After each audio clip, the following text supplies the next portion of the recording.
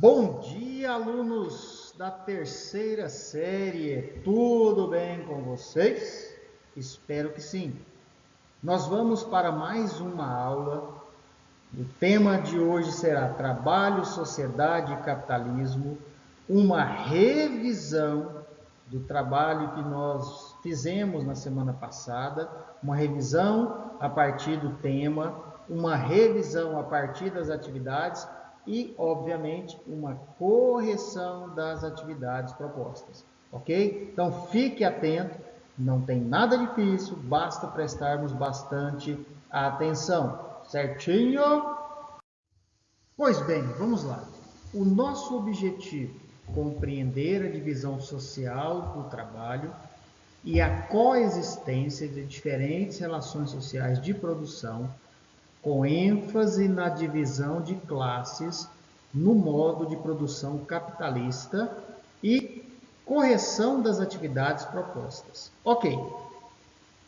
O nosso objetivo foi este na aula passada, então nós estamos revisando, só que nesta aula nós também iremos entrar com um assunto novo e no final faremos a correção da nossa atividade proposta na aula anterior, certinho? Então vamos caminhar.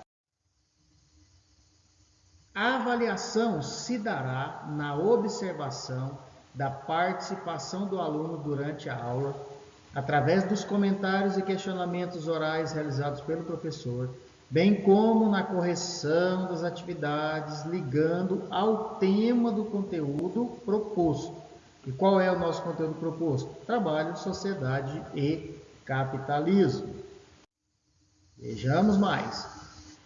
Bom, nós iniciamos a aula passada falando um pouquinho sobre Karl Marx e a divisão social do trabalho. Qual a perspectiva de Marx com relação às relações sociais que, em sua visão, se dão a partir do modo de produção? Por isso, há uma temática que se refere a esse modo de produção. E é a partir do modo de produção, como esse modo de produção se dá, para Marx a história vai estar diretamente relacionada a esse modo de se produzir. O pensamento marxista é de uma sociedade dividida em classes a partir do modo de produção capitalista. Veja bem, Marx ele vai olhar para a história e ele vai encontrar, por exemplo, o modo de produção feudal, onde o senhor feudal ou o senhor dono do feudo, proprietário de terra, ele vai se sobrepor àquele que o servia através do trabalho. Quem não possuía a terra, trabalhava para aquele que a possuía, devendo a este dividendos, ou seja, pagando impostos, produzindo para o dono desta porção de terra, praticamente vivendo em função de uma produção de subsistência para si e de, vamos colocar entre aspas, uma renda para o outro. E Marx vai chamar de modo de produção feudal. Passado este período, Marx vai analisar o modo de produção escravista. Senhores donos de escravos, proprietários de terra, que vão explorar a mão de obra dos seus escravos. Findando este período e com um volume maior agora do crescente sistema capitalista, Marx vai chamar de modo de produção capitalista. E o que significa esse modo de produção capitalista? Significa que, de um lado, nós vamos encontrar a figura do capitalista ou do dono dos meios de produção, a mesma figura, e do outro lado, o trabalhador, vendendo a sua força de trabalho. Então, para Marx, a sociedade ela acaba se dividindo com relação à divisão social do trabalho em duas classes: trabalhador de um lado, capitalista do outro lado. Proletário de um lado, burguês do outro lado. Proletariado de um lado, dono dos meios de produção do outro lado. Veja, a mesma classe recebendo três expressões: dono dos meios de produção, capitalista ou burguês. Do outro lado, trabalhador, proletário, também sendo referido como o proletariado, certo? Nas sociedades modernas, com o surgimento das fábricas, duas classes então foram definidas de acordo com a divisão social do trabalho. Essas classes são as que acabei de expor. De um lado, os proprietários das máquinas, donos dos meios de produção, e do outro lado, os operadores ou trabalhadores, ou o proletariado ou o proletário. Lembrando, três expressões para uma classe, três expressões para outra classe. Subordinado à máquina, ao proprietário dela, o trabalhador só tem, segundo Marx, uma única, e é o que ele vende, força de trabalho. O trabalhador só possui a sua força de trabalho para vender. Ao pagar pela força de trabalho, o capitalista passa a ter o direito de utilizá-la, por exemplo, em uma fábrica. Então veja, o trabalhador possui a força de trabalho. O capitalista possui os meios de produção. Quando ele paga pela força do trabalho, ele utiliza dessa força do trabalhador em sua fábrica, indústria, produção. O operário trabalha mais horas por dia do que o necessário para produzir o referente ao valor do seu salário. E aí vem um conceito de Marx. O que ele produz nessas horas a mais é o que Karl Marx vai chamar de mais-valia.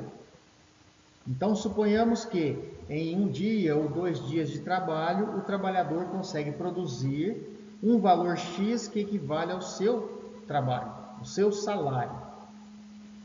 Posto isso, o restante do período, então vamos colocar um exemplo de 2 dias, os outros 22 dias, somando, nós chegamos a 30 dias, os outros 28 dias, mais 2, são 30.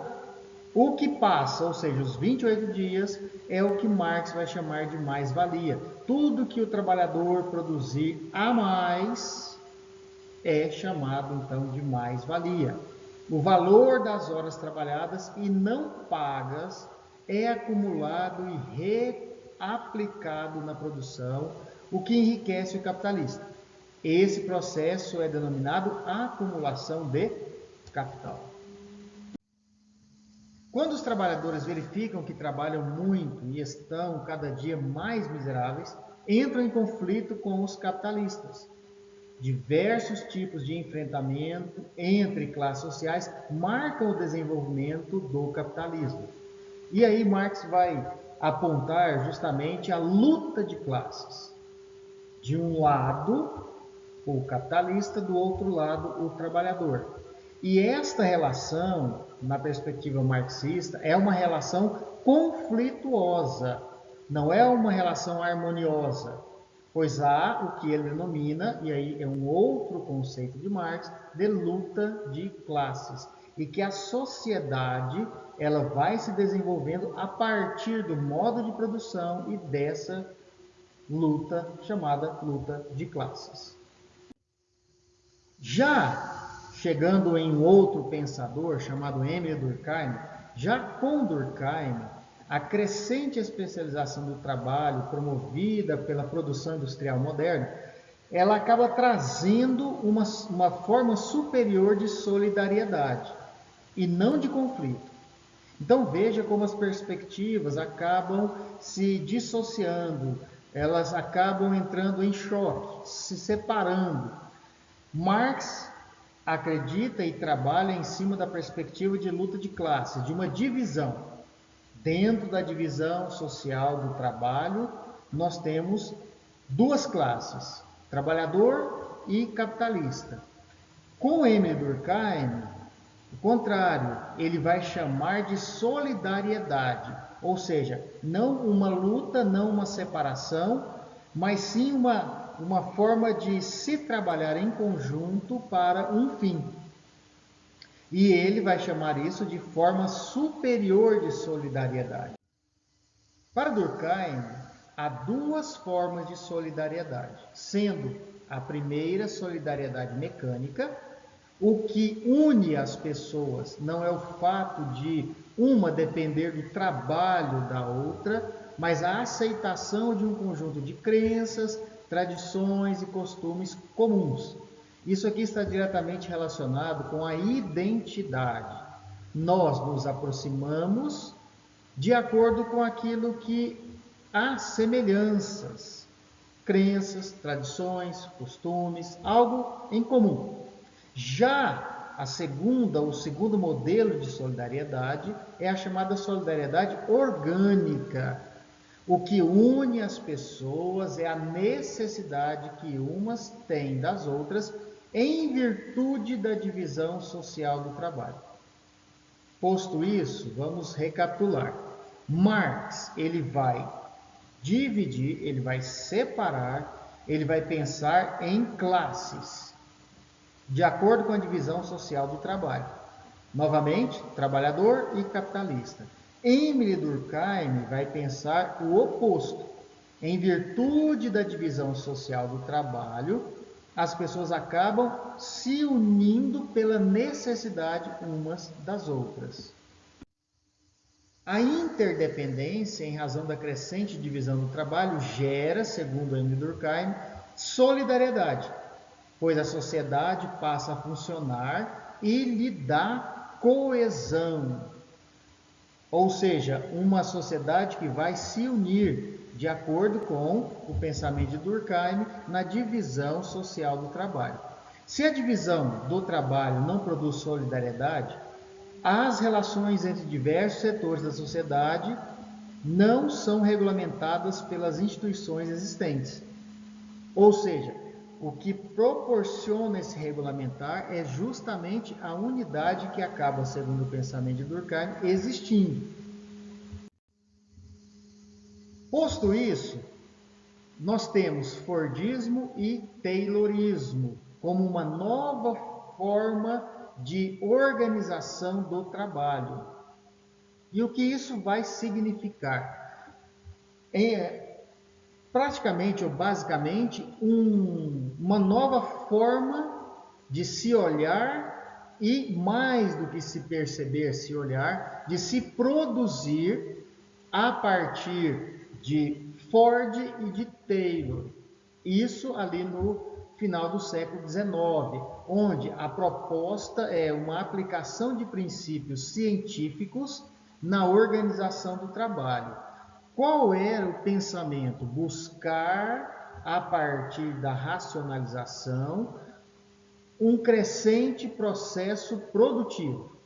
Ou seja, nós vamos partir de aspectos científicos para minimizar as perdas com relação, por exemplo, ao horário, ao tempo, ao processo, para que o mesmo processo de produção aconteça com maior volume, com volume crescente, obviamente com maior produtividade.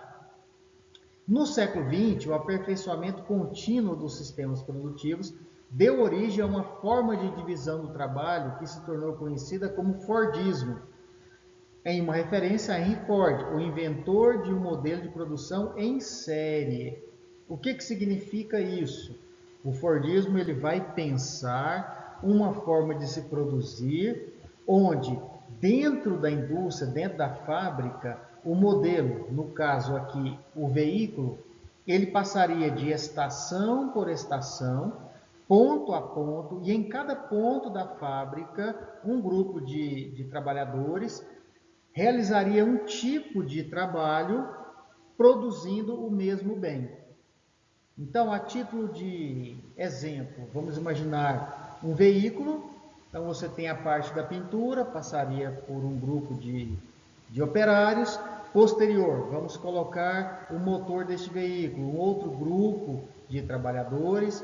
Depois, vamos colocar o estofamento, bancos, volantes, ou volante, painel, outro grupo, até que no final dessa linha de produção, o veículo sairia, obviamente, pronto. E esse processo ele fica conhecido então como Fordismo, ou o modelo de produção em série. As expressões Taylorismo e Fordismo passaram a ser usadas para designar um processo de trabalho com as seguintes características. Primeiro, aumento da produtividade com o controle das atividades dos trabalhadores, divisão e parcelamento das tarefas.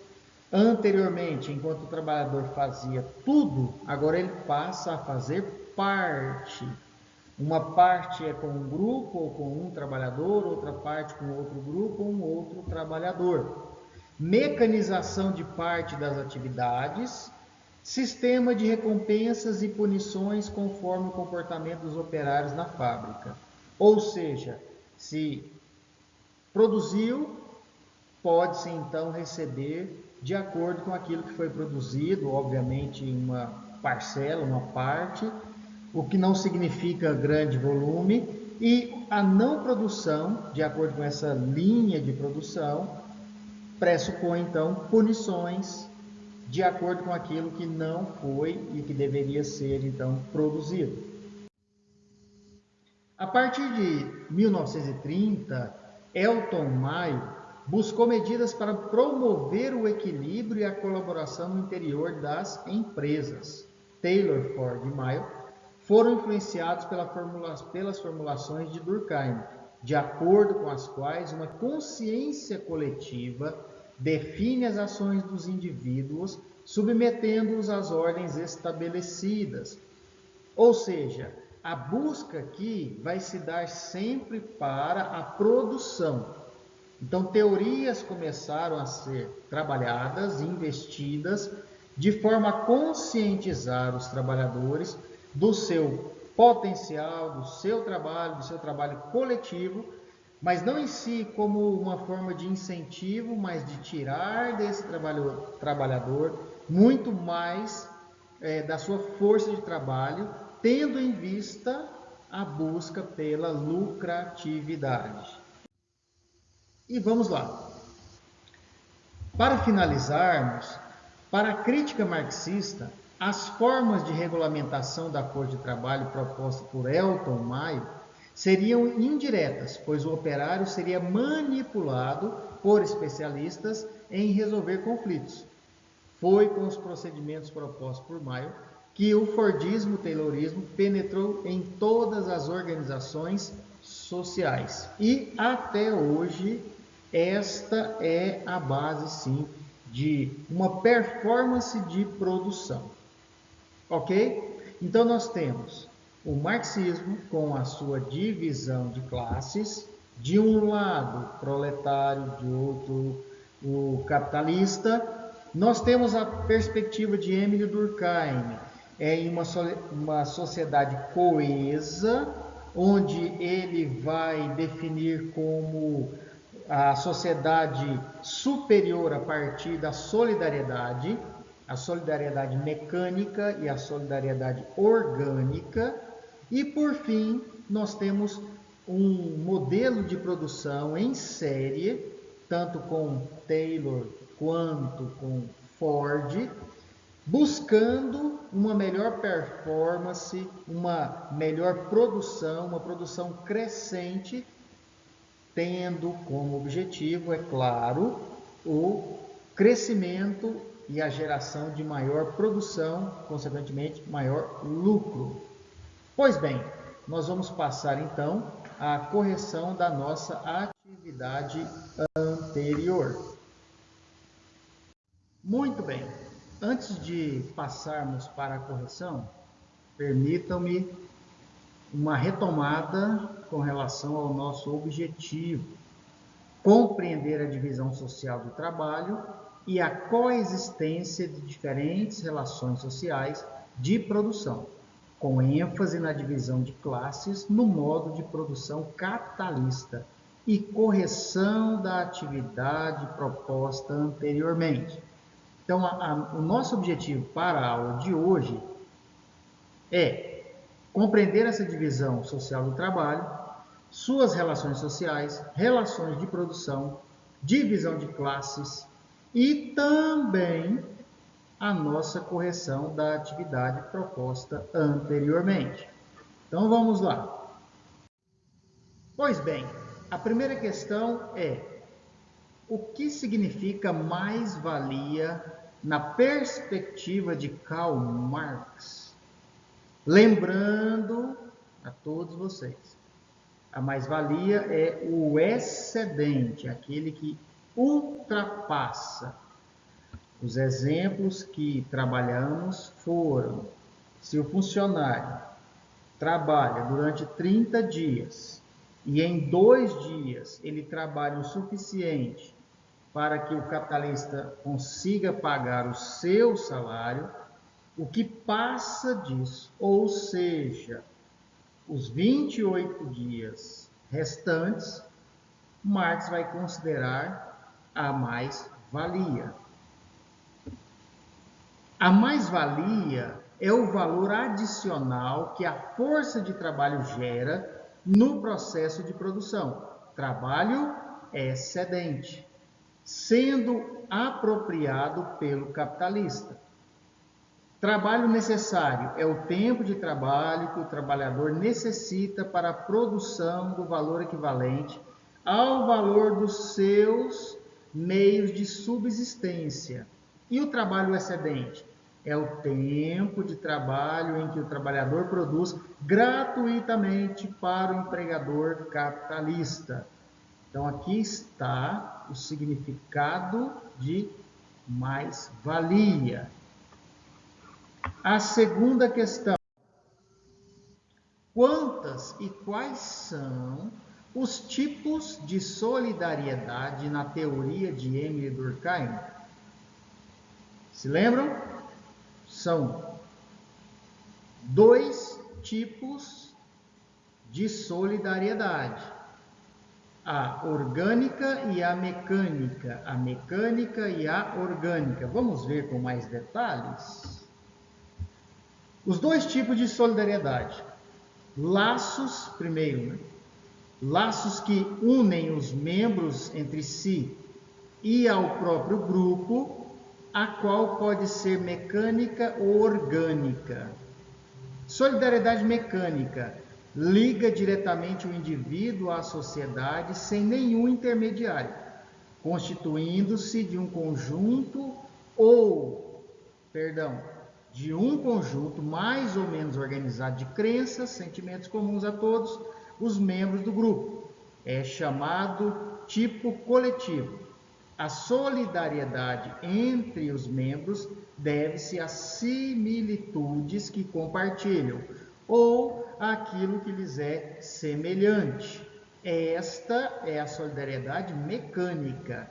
Já a solidariedade orgânica se dá a partir das ligações relacionadas ao modo de produção ou ao trabalho, onde há uma interdependência entre os que produzem. Então, quais são os tipos de solidariedade? Orgânica e mecânica. Mecânica e orgânica. Ok? Ficamos por aqui. Lembrem-se, nós temos as atividades lá no GPA. Vocês devem realizar essas atividades, ficarem bem atentos quanto a isso. Mesmo aqueles que estão participando das aulas presenciais devem sim cumprir com as atividades lá na plataforma e, na dúvida, entre em contato. Ok? Vamos encerrar por aqui e até a próxima aula. Um grande abraço e até lá. Valeu!